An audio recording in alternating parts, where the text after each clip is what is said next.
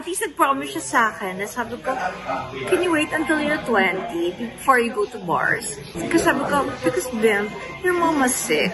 So please, as a mom, syempre. I had good kuyas eh. No, it's you. It's you. Okay. No false humility. Okay, mom. Thank you, God. May isang matipid sa amin. Kasi marunong siya sa pera niya talaga. Marami nga naiinggit kay Bimbi. Sabi ng marami sana all may Bimbi na anak.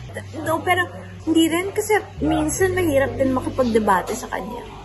Kay Bimbi? Yes! Kasi iba yung namin, political leanings namin about America. So, Mari, 18 na si Bimbi. Ready ka nang maipakilala sa... Hindi, meron akong gusto. Dalawa na yung gusto ko. Wow. Oh, maybe 3.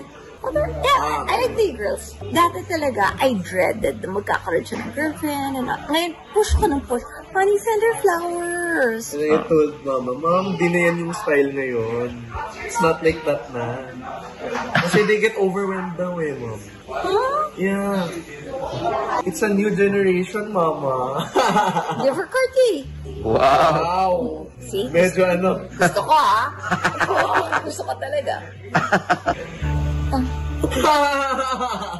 Shut up na ako.